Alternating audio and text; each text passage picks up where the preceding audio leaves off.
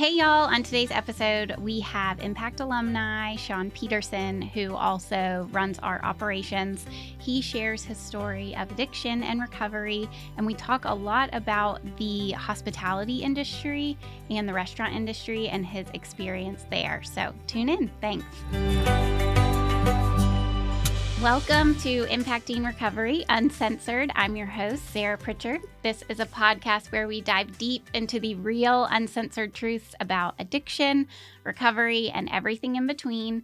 No sugarcoating and no judgment, just honest conversations that can help lift up the solution. So let's get started today. I'm very happy. We have Impact alumni and now our operations manager, Shaun Peterson. How are you? I'm good. How are you? I'm good. I'm so glad you're here. It's an honor to be here. Oh, well, I've said for a while, like, we got to get Shaun on. I think the more we share about our personal experiences, the more we can reach different people because we all have different stories. And well, for a while, I've been saying they haven't invited me, and I'm okay with that. Yes, I know. Well, and it's like I've had this long list, and so it's finally happening. So I'm excited. I'm glad to be here. Yeah. And so I want to just get into your story, of course, and your experience with everything. And we can talk about wherever we want to go with it. But what I really am interested first, because I honestly don't know like a lot about your story at all. I just remember the first day you came to Impact and you were just so like quiet and just so nice. And I'm a nice guy, I like to think, but I was broken. Yeah. I was done. I was beat. So. Yeah. Yes, of course. Usually if you land in the Impact seat, you are. But yeah, so if you would mind telling me and listeners a little bit about, when maybe the point of when you realize like, okay, this is gone way past the partying stage. I actually had a few times that the idea had crossed my mind. I did not drink until I was about 23 or 24. Wow. I absolutely couldn't stand it. And I got offered a job at FedEx, which meant I couldn't smoke weed anymore. And I remember telling myself, well, I gotta get a buzz somewhere. Yeah. And my first wife, her and her family were huge drinkers. They were the type that drank for everything. Mm-hmm. I was like, well, here we go. Let's try this. Yeah. And I did enjoy the buzz, but I couldn't stand the taste. So that, looking back, was kind of like an eye-opener, like, who thinks that? And then I had a moment with my second wife. The drinking had gotten really bad, and it was to pretty much numb the situation I was in, numb the pain, numb the annoyance. And after 3 years of that marriage, I finally called it quits. I had to. And I told myself, too, I was like, sweet, I'm going to get out. I had arrangements to live with my sister. And I was like, I will be able to stop drinking as much as I am. Right. Nothing had happened. I mean, by that time, I'd already had 2 DUIs, but nothing really had happened. And so I moved with my sister, and I remember I went about 3 days sober, and I literally asked myself, I was like, why am I sober? I was like, I enjoy being drunk, and it has no consequences, no physical pains, no financial issues. I was like, I'm just going to do this. That was a huge, because there was also that little voice in my head that's like, why are you doing this? Right. But isn't that crazy? It's like 3 days prior, you're like, I'm going to cut this out. And then 3 days, you're like, what? That was well, it made silly sense to like, I was like, decision. why wouldn't I go shopping at Right. Walmart drunk? Like, I like it. And then it was probably about 4 years into towards the end, the last 4 years, that by then had 5 DUIs. And I used to be able to go through their program and stay clean. But I started trying to find out the color code Mm-hmm. pattern and drinking in between.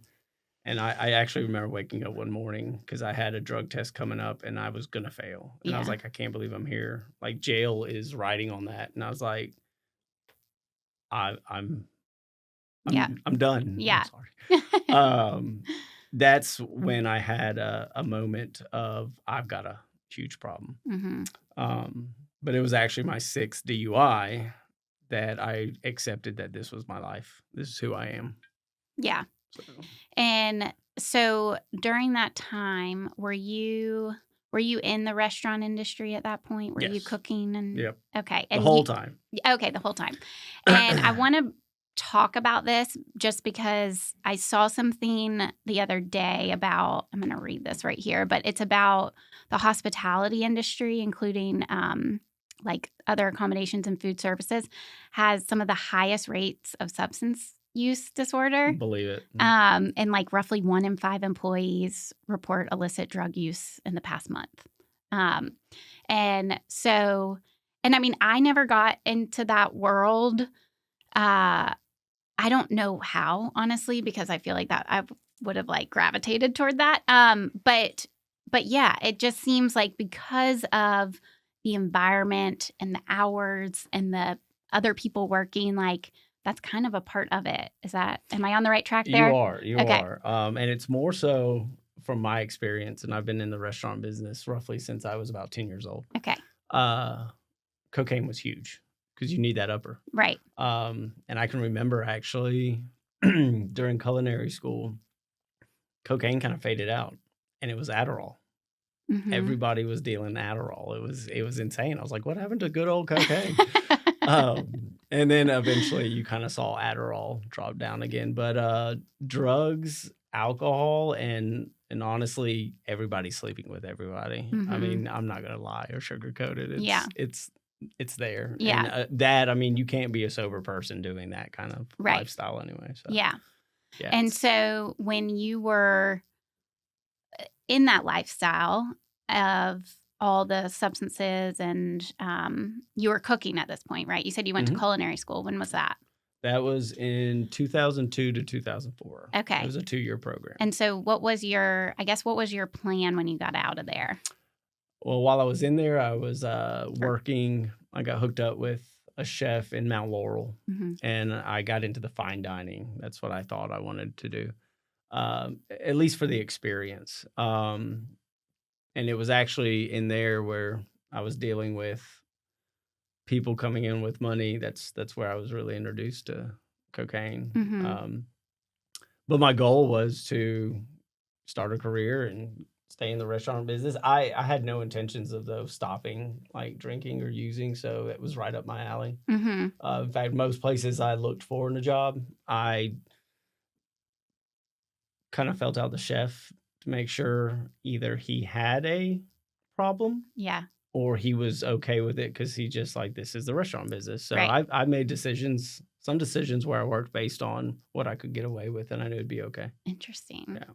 And okay, so were you working at different restaurants throughout that time after 2004? Like, were there consequences in the sense of like how you're like, maybe I do have a boss that's a little bit more straight laced than I thought, and I can't.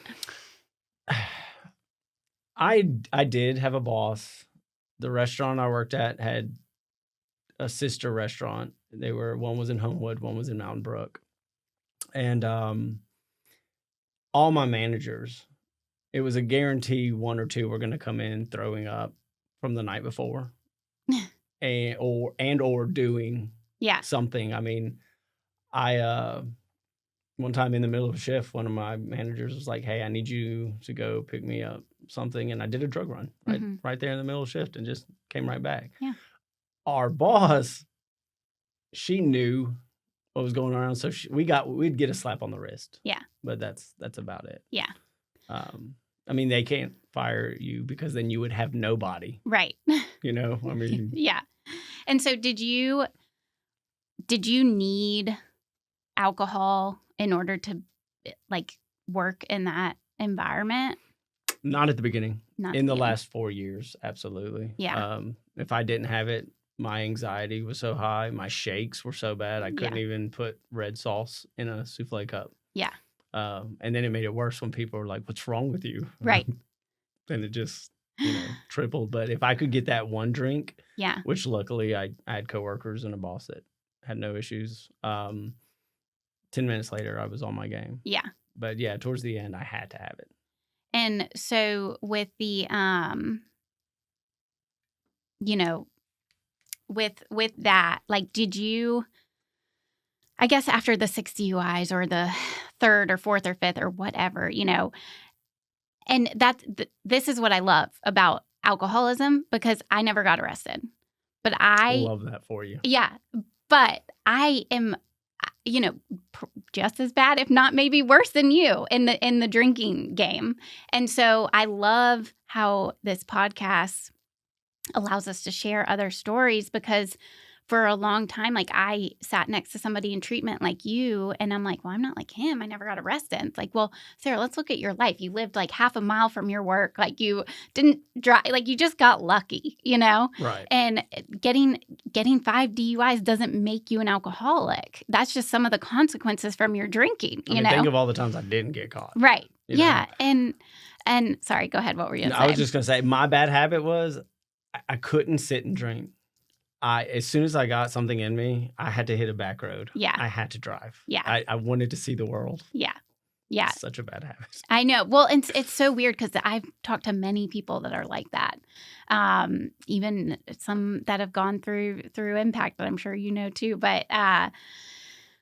So with many people in the industry viewing drinking as like part of the job, was it hard to step away from that? Like, as far as when you went to treatment and you were in treatment, were you thinking, like, I need to find a whole new career? Yes. You were? Yeah. Okay. Just in general, stepping away, because a couple of times I had to deal with a DUI while I was at work. And you're always going to have that one or two guys that are taunting you. Yeah. Even when you're trying to do what's right. Yeah. You might have some that are like, good for you. We all have problems and you're doing something about it. Right. But you're always going to have that pressure. When I went into treatment, I knew in my heart there was no way I could get back into the restaurant business. There was just no way. I didn't think there was life in sobriety that I could just walk into a bar and actually enjoy people's company and conversation and be there for the right reasons and not even be fazed by the fact that there's gallons of alcohol beside me. Yeah. Yeah, I thought it was all over. Right.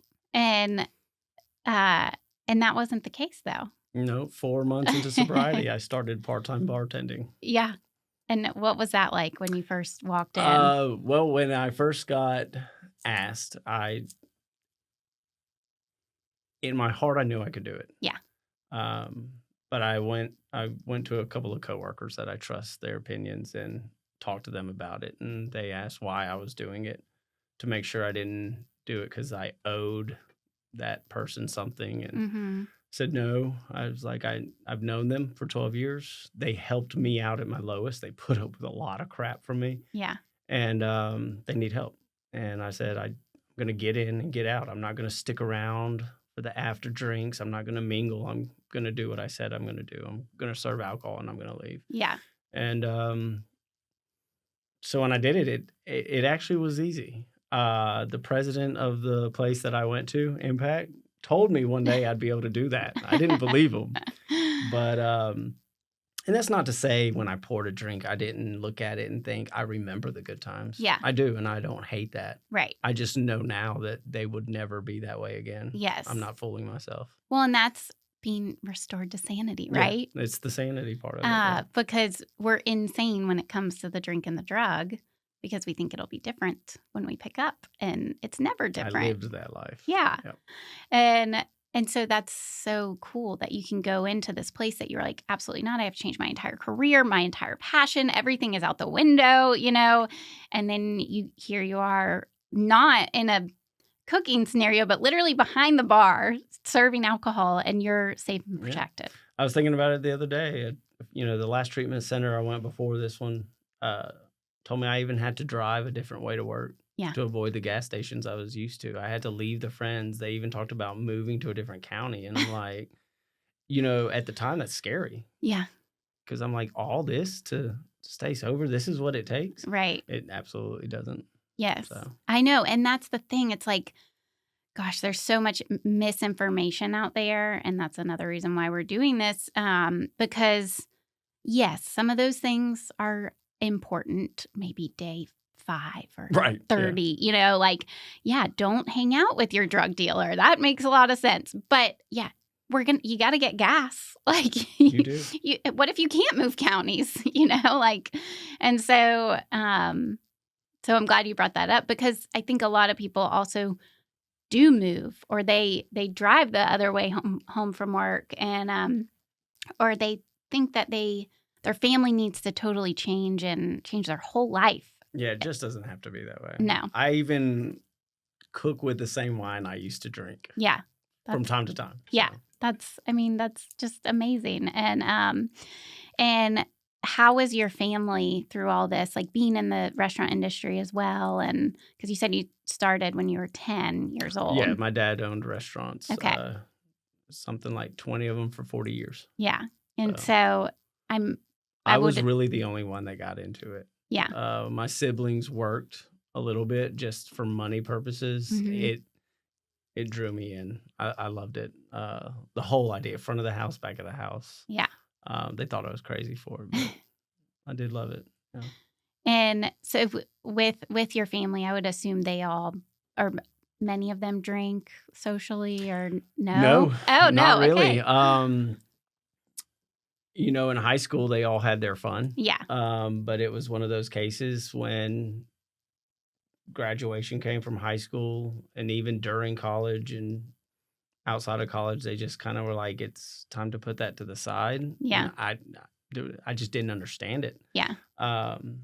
And yeah, my sisters can go maybe once a year, just have girls' night and do it, and then don't think about it for another year. It's insane. That's insanity to me. I know. I'm laughing because I'm just like, that has never been my experience. No. But I wish, that, or I could have wished at times. But, oh my gosh, that's funny. So so let's, I guess, get into your experience when you had a profound shift in your life and how that all looked. So you walk in to Impact Program and you're broken. Well, a month before that, this is part of the insanity. I was laid up on the couch with my stomach. It looked like I had swallowed half a watermelon, and my eyes were a little yellowish. And first I thought it was my ego saving me, but I was like, I can't die like this. I've got too much to offer. So I called my sister, and she called back. I told her what I needed, and she called me back like 20 minutes later and was like, you've got a place like in your backyard. She's like, it's 8 miles away. And I'm like, okay. So I call, and the president answers, and that's when he gives me the whole, I'll be able to go conquer the world and walk into restaurants. And I'm like, whatever. But the crazy part is, as broken as I was so proud of myself for doing that. I went and bought 4 more bottles of wine to drink and celebrate. Yeah. Makes sense. Right. So, but yeah, when I walked into the doors, I had already been to treatment before. I was willing to white knuckle it. I was at that point. Mm-hmm. I didn't know anything. I knew about the steps, but I didn't know how they worked. I had already looked at them a few times. I knew what I was willing to do and what I already believed. And I definitely knew what I found unnecessary. Yeah. Some of the steps, I was like, there's just no need for that. Right. Let alone, how do these steps really work? Yeah. But I expected the anxiety. I knew that would pass. I'd been there before. But at that point, when I walked in, I didn't care what you told me to do. I was ready to do absolutely anything. Yeah. So yeah. And I'm grateful for being there. And yeah, I just remember you were just such a pleasure to have Well, around. thank you. That was me beaten down. Yeah. Absolutely. Yeah. No. And so would you say there was like a pivotal moment throughout that time or even after where you were like, I'm not thinking about alcohol? March 13th. Oh. I walked in February 10th, and I remember laying my head down on March 13th, and it was the first 24 hours I'd gone without worrying, fearing, or thinking, how am I going to do this without alcohol? That's amazing. I was so amazed I wrote it down. That's why I know that. Yeah. Well, I don't know why I felt the need to ask you that question, but I'm glad I did. Oh. That is so cool because that is something that I didn't realize was even going to be a thing of like you mentioned the white knuckling. Like I thought that's how life was going to be. And, Yeah, I did too. And I was like, this is hard. And I don't want, people would be like, Sarah, you're strong. It's a journey. I'm like, I don't want to be strong. I don't want to do that. And that's not how it is, because one day you wake up and you're like, hold on, not like something's different kind of thing. You don't know how it happens, right? But it happens. Yeah. And so, so when you finished the program, went back to work, and you started cooking again, right? I did not. You didn't? Me and my buddy started a little contracting company. Okay. Because I had been at Impact. Yeah. Okay. Yes. I've been at Impact for 2.5 months. I did the phase 2. And so when I got out, I was only 2.5 months. Yeah. So I was not going to go into the business. I knew that. And I had called my old boss, and it made it a lot easier. I thought it was a sign from God, because he's like, I had to fill your position. So I'm like, sweet. So me and my buddy had already talked about for years starting up something on our own. So we jumped on it.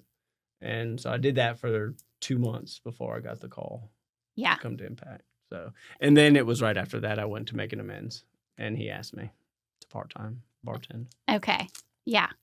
Well, and I'm glad you bring up the amends piece, because that is something that is highly uncomfortable, and people are very resistant to that. I don't care how many times you do it. It doesn't get easier. Yeah. I'm sure that was one of the things where you're like, that's not necessary. Absolutely.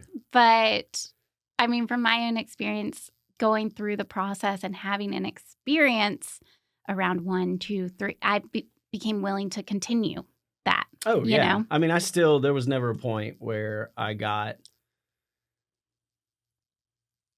to I never thought, okay, I've got this far, I can start cutting back. I went in saying I will do absolutely anything you tell me to, and that stuck through the whole time. Yeah.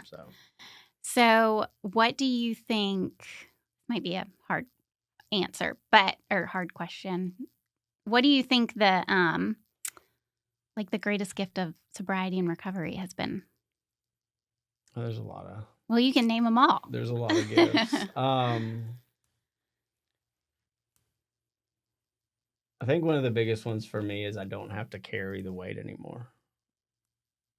It's still hard to do, but if I can wake up every morning and focus on giving it all to my higher power, then it doesn't matter what happens. Yeah. As long as I show up my authentic self. Mm-hmm. Because with that, my relationships with my family fell into place. My relationships with my friends fell into place. My relationships with my employers fell into place, which helped financially. And then again, I just started using my brain that God gave me. Yeah. And with sanity, making right decisions with money, and everything fell into place. But I didn't have to worry about trying to make it happen anymore. Yeah. I just relied on God. Yeah. And I mean, that's just incredible, because you have helped our team so much. I mean, we've had, other Impact team members on it. Everyone makes the puzzle work. Right. And, it's just, I'm so glad that you're, a part of the family. I love it. It is really family is what it is. I get to tell people that I have 2 amazing families. My blood family, I would say God-given family, but God gave me y'all too. Yeah. My blood family, and than my work family, which I have always been tight. That's one thing I will say about the restaurant business. You thought everybody was your brother. Yeah. But then you really learn what fair weather friends are. Because if you don't have cocaine in your pocket, you might not have a real friend right there that day. Right. But here I know that no matter what life throws at me, not only can I rely on my higher power, I've got the best support group from my family and my work family. Y'all are family to me, and I love it. Absolutely love it. Yeah. Well, we feel the same. And so if someone that's new, either coming into like a program like Impact or struggling and I know you talk to the guys all the time, the new guys that are coming through and everything, but what if you had to give one piece of advice, what would it be? It would be the advice that was given to me. Forget everything you know and don't overthink it. Yeah. Once you start overthinking it, you'll just fog everything up. Right. I hate to say it this way, just do as you're told. We know what we're doing. Yeah. Well, and was that something for you? Like you trusted like Colby and Schwartz and Chad Absolutely. and Adams and everybody? Because I know Moody was on here and he was saying like, if I don't trust you, I'm not going to like do anything that you're telling me to do. Right. At that point, again, it was easy. If you told me you were sober and you were happy, I was going to buy it. That was enough for you.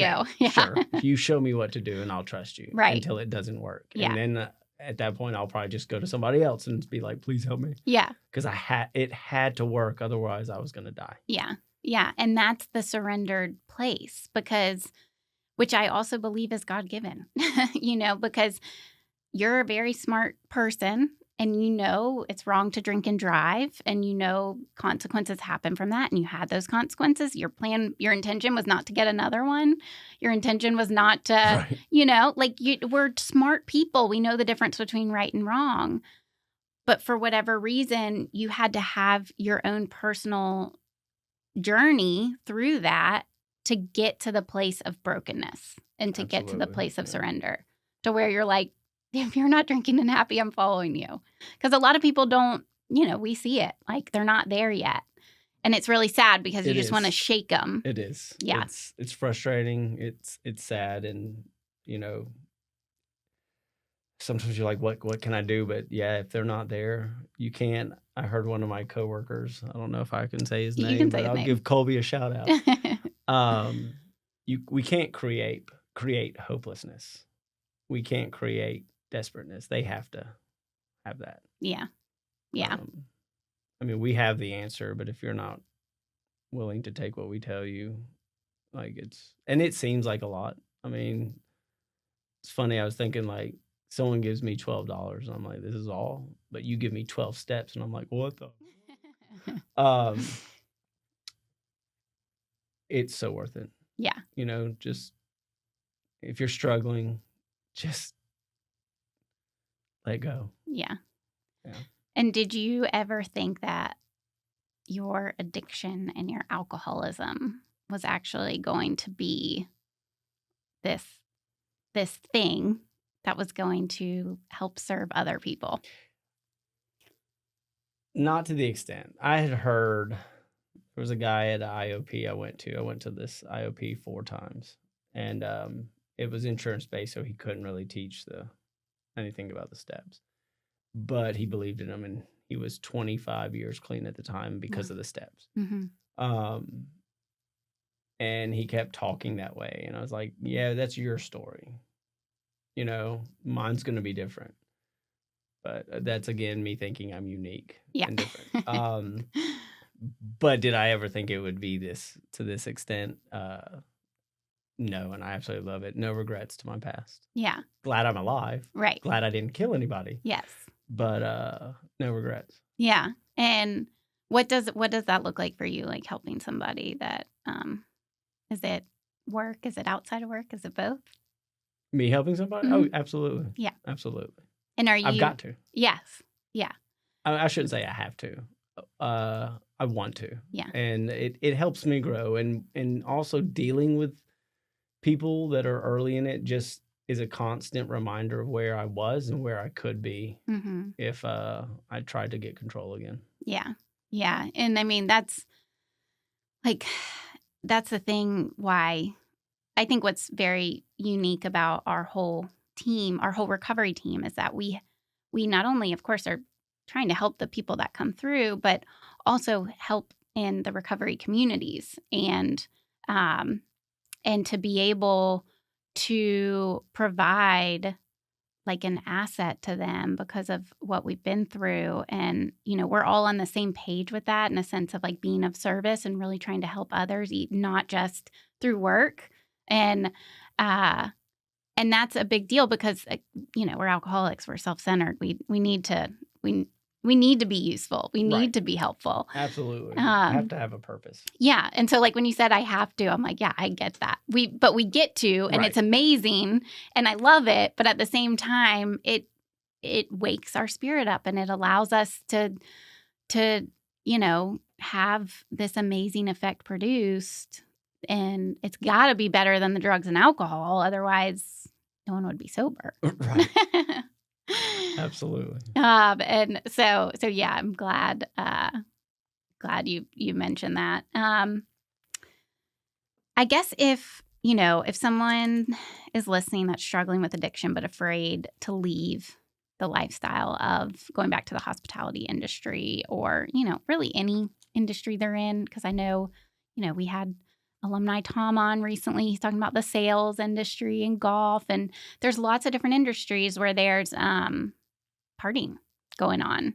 It is. What would you? What's the first step for them to take, or what advice would you give them, or maybe to not to be scared of, or? I think that our biggest fear is ultimately what we have to give up versus what we're going to gain. We look so short-sighted about it. Yeah. I guess if someone's worried about leaving their particular industry, I mean, from my experience, you can separate yourself just for the little time that it takes and do this work, then you don't have to leave the industry. You can get right back into it and it'll be a whole different ball game. I mean, they can't see it because there was no way you would have convinced me that I could do the restaurant business sober. Yeah. But it's, again, one of those just having trust, forgetting what you think you know, and just go do it. Otherwise, I mean, if you have an addiction problem, you're not going to be doing it much longer. Right. Yeah. If you love what you do, go get clean and go back and do it. Yes, for sure. I know. We hear it all the time. It's like, my job, the job. It's like, you're not going to have the job. You're not going to have the family. Like, you gotta do it. But everybody's got to have their own walk in it, I suppose. That's the scary part. Yeah. But we do have to do it. Yeah. And it's hard to have to let those guys go do it. Yeah, it is. It's really hard. Well, is there anything else that you wanted to add, or final thoughts, or? Not really. Just if you're out there listening, take the step. Yeah. It's scary, but it's worth it. Yeah, for sure. Absolutely. Well, thank you so much. Well, thank you for inviting me. Yes. I wasn't thrilled about it, but now it's been a lot of fun. I appreciate it. Yes, I know. Well, yeah, for context, Shaun was debating if he was going to come on. I'm like, he better say yes. I was thinking, what kind of lie can I tell her? No, it was great. No, I'm glad I did it, and I'm honored that you asked. Yeah. I appreciate it. Yes, of course. Well, thank you again. And thank you for tuning in to another episode of Impacting Recovery Uncensored. I hope today's episode has inspired you, opened your mind, maybe even your heart. But remember, you're not alone. If you found this episode helpful, please like and subscribe and share it with someone who needs to hear it. Also, I will have all of the social media links in the description below so you can follow us on social. But until then, keep making an impact. Bye, y'all.